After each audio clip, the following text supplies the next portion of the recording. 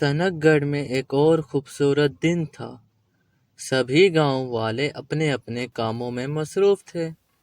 गर्मियों के दिन थे और पूरा दिन गर्मी ही गर्मी रहती थी। सारे गांव वाले गर्मी से सताए हुए थे। कुछ गांव वाले तो गर्मी से तंग आकर नदी में नहाने चले जाते थे। नदी के ठंडे ठंडे पानी से नहाकर उनकी गर्मी दूर हो जाती थी। बब्बन हलवाई भी जलेबियों के साथ साथ ठंडा ठंडा शरबत बेचने लगा था। सभी गांव वाले आते जाते हुए बब्बन का ये ठंडा शरबत पी कर अपनी गर्मी को दूर भगाते थे।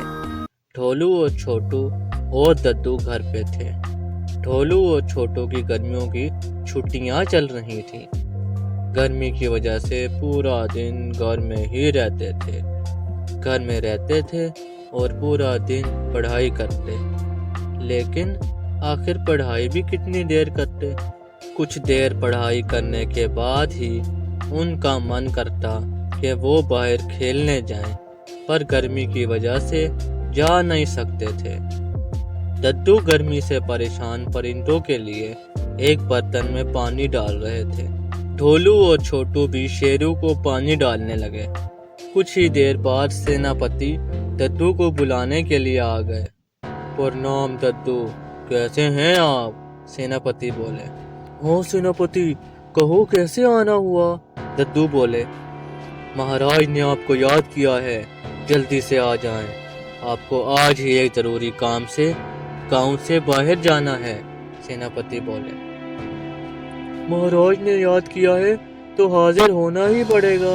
मेरा इंतजार करो, मैं तुम्हारे साथ चलता हूँ। दद्दू ने अपना जरूरी सामान उठाया और अपनी दवाई और जड़ी बूटियों का डब्बा भी उठाया और सेनापति के साथ महल की ओर चल दिए। दद्दू को महल जाते देख ढोलू और छोटू आपस में बात करने लगे। अरे ढोलू, ये महाराज को अचानक दद्दू से क्या काम पड़ गया? मुझे तो कुछ भी समझ नहीं आ रही। और दद्दू को किस काम से गांव से बाहर भेजा जाना है? छोटू बोला।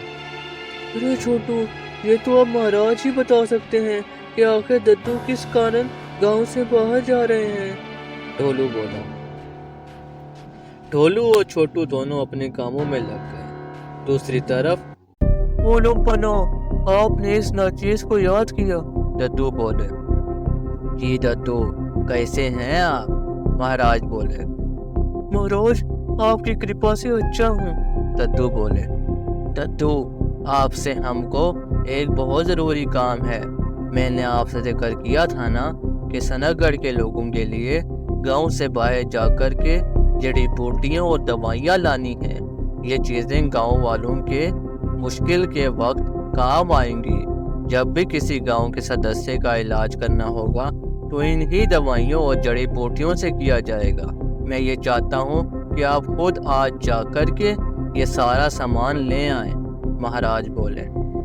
आज? दद्दू बोले। क्यों? आज क्यों नहीं?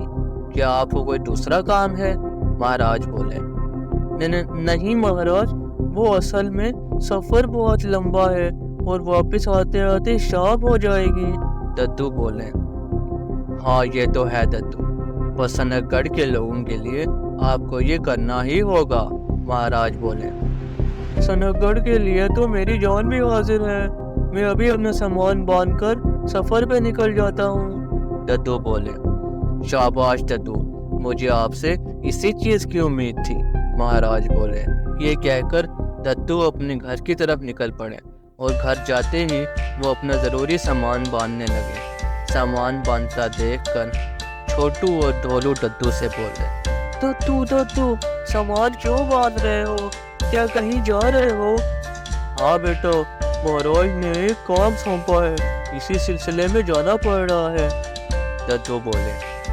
दद्दू, कब तक वापस आओगे? ढोलू बोला। और शाम तक लौट आऊंगा। दद्दू बोले। दद्दू मत जाओ, हम अकेले क्या करेंगे? छोटू बोला। अरे बेटा, परेशान क्यों होते हो? मैं शाम तक आ जाऊंगा। वक्त गुजरने का पता भी नहीं चलेगा। महाराज का आदेश है, जाना तो पड़ेगा। दद्दू बोले और सामान उठाकर चल दिए। दद्दू को जाता देख ढोलू और छोटू उदास हो गए। थोड़ी ही देर गुजरी थी कि घर पे सेनापति आए। अरे सेनापति जी, आप इधर? ढोलू बोले।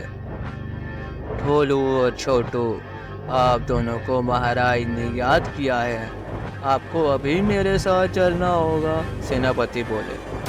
अभी वो सब ठीक तो है ना? छोटू बोला।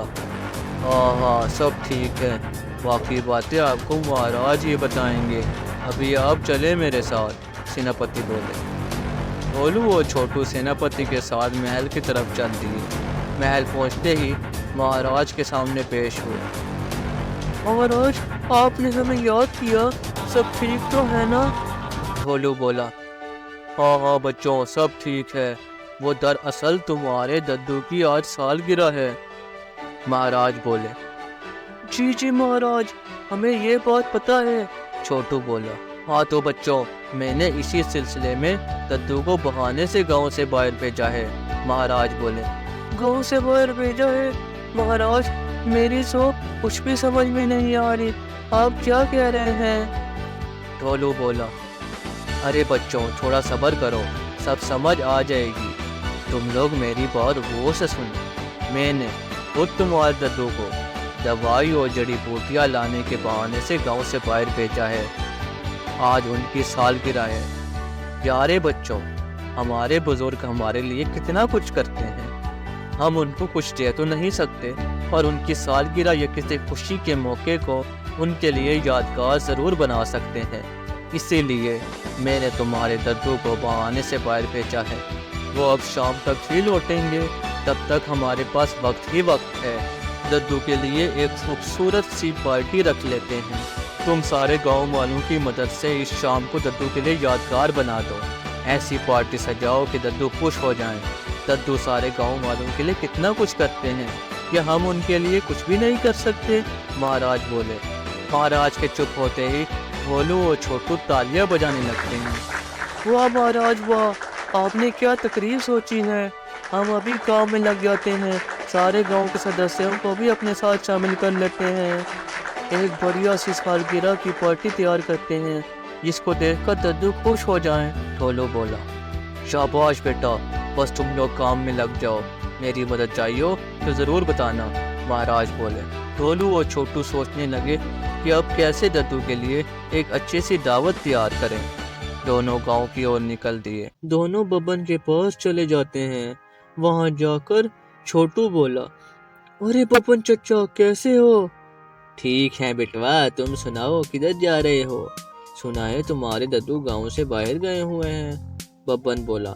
हाँ बब्बन चचा, वो गांव से बाहर गए हुए हैं, लेकिन उनको महाराज ने बहाने से गांव से बाहर भेजा है ताकि हम सारे गांव वाले मिलकर उनके लिए एक बढ़िया सी सालगिरह पार्टी प्लान कर सकें। अब समझ आई? ढोलू बोला। अरे वाह भाई वाह, क्या बात है, हम करेंगे मिलकर दद्दू के लिए एक बढ़िया सी सालगिरह पार्टी। बब्बन बोला। और हाँ बब्बन चचा, जलेबियाँ और मिठाई तुम्हारी ही दुकान से आएगी। छोटू बोला। अरे तुम फिक्र ही ना करो, दद्दू के लिए तो जान भी हाजिर है, ऐसी मिठाई बनाऊंगा कि सब उंगलियां चाटते रह जाएंगे। बब्बन हलवाई बोला।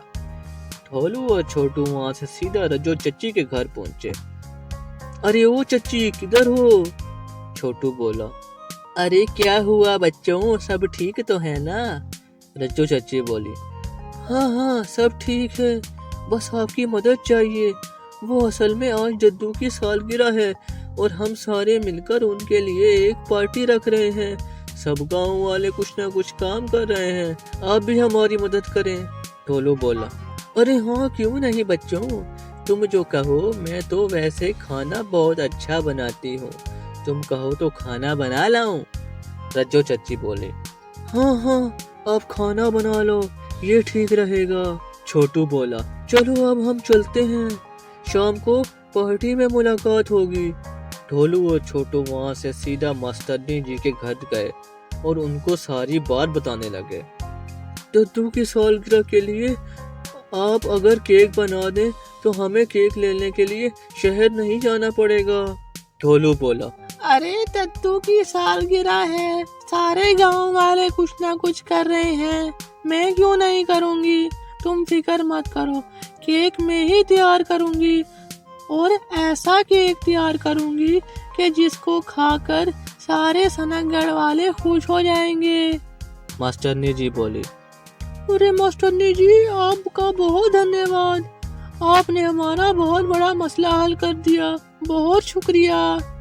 कोई बात नहीं बच्चों, ये तो मेरा फर्ज था। मास्टरनी जी बोली। ढोलू और छोटू वहां से निकले तो रास्ते में ही उनको दारोगा जी मिले।